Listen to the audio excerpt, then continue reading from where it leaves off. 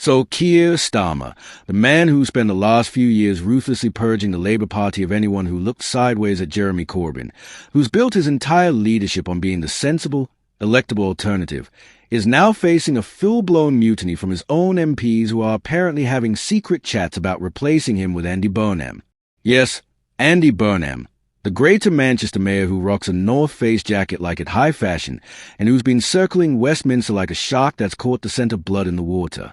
We're talking about allies canvassing support, potential seats being identified, cabinet positions being promised, and all of this happening while Starmer's still sitting in number 10 wondering why nobody told him the knives were out.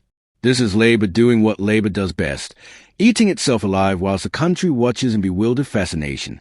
Quick favour, if you're absolutely living for this internal warfare, hit that subscribe button. Over 94% of viewers haven't yet. It's free, takes a second, and means a world to us. Cheers if you did. Now back to the show. Right, let's unpack this absolute gift of political chaos, because this isn't just standard Westminster gossip or idle speculation in the tea room. These are serious moves being made by serious people who think Keir Starmer's time is up and that Andy Burnham is a man to save Labour from electoral oblivion. Greater Manchester Mayor Andy Burnham is said to have pinpointed a nailed-on seat after talks with anti-Starmer Labour MPs nailed on.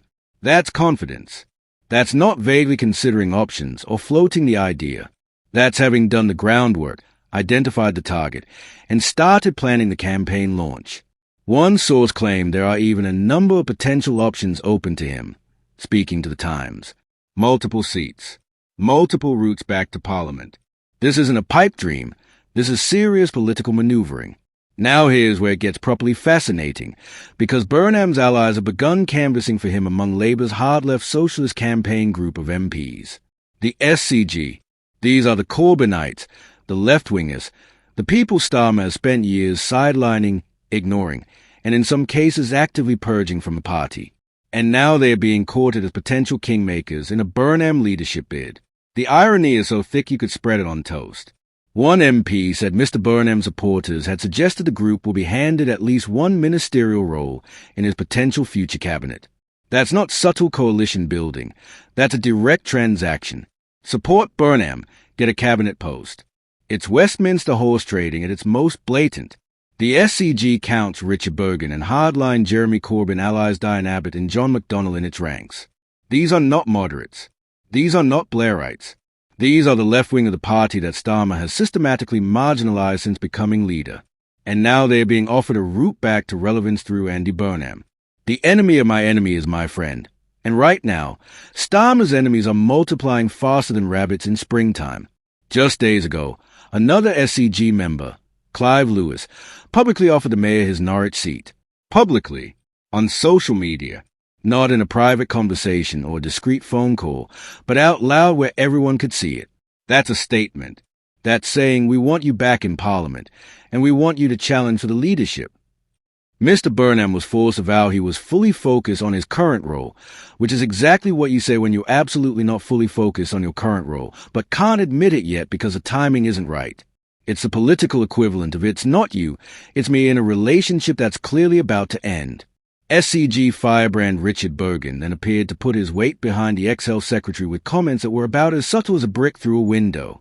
The reality is, if we do well in the elections in May, and we should do, then the Prime Minister, I'm sure, will be safe in his position, Mr. Bergen said. I'm sure. Doing a lot of heavy lifting there. Richard, that's not a vote of confidence. That's conditional support with a massive asterisk attached. Bergen continued. If we do not do well, obviously people will start to intensify talk of a replacement. But if we're in that situation in May, I think anybody who has been seen as being part of the problem in the eyes of the public would struggle to make a clean break. When you look at the names of current MPs in the cabinet, or who have been in the cabinet recently, they haven't got that distance from the Prime Minister.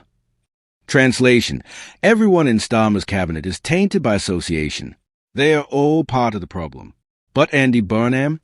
He's been up in Manchester, running his little Metro Mayor operation, building his personal brand, staying far enough away from Westminster to avoid the stink of failure that's currently emanating from number 10. He's clean. He's got distance. He's the fresh start candidate. except is not fresh at all because he's been in Labour politics for decades, but that's beside the point.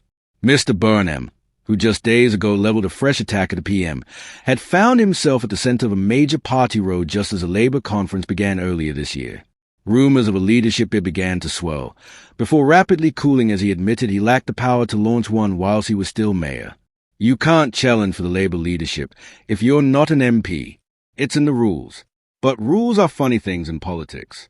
They are obstacles until they are not. And with the May 2026 elections looming, with fears rising of a wipeout similar to 2025's when Nigel Farage's Reform UK seized power in councils across Britain, suddenly those obstacles start looking surmountable. Think about what happened in the local elections.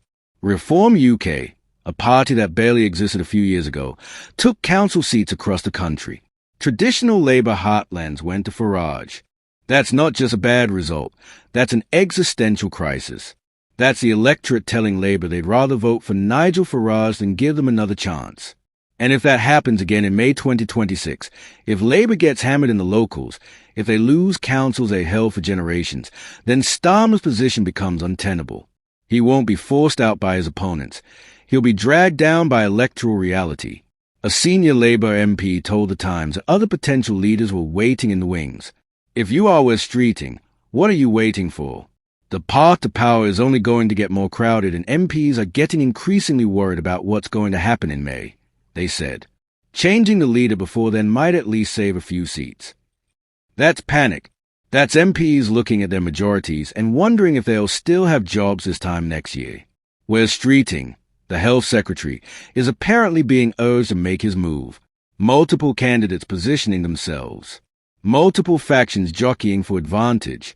This isn't speculation about what might happen in a few years. This is active plotting happening right now. Another senior Labour figure said, Number 10 is completely stuck. There is complete inertia. Something needs to happen in the new year to force change, or there will be anarchy. Complete inertia. That's damning. That's saying the government isn't governing.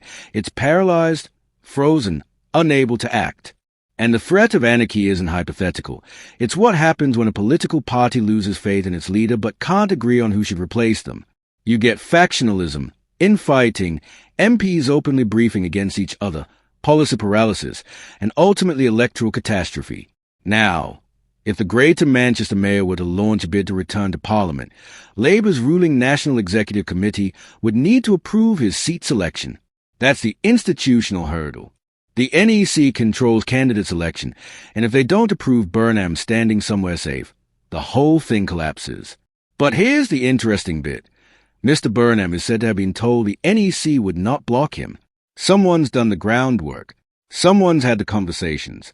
The path has been cleared, or at least partially cleared, though further reports hint the PM's right-hand man Morgan McSweeney would bar him from any potential shortlist. McSweeney is Starmer's enforcer, his strategist, his gatekeeper. If McSweeney decides Burnham isn't getting on a shortlist, that's a significant problem.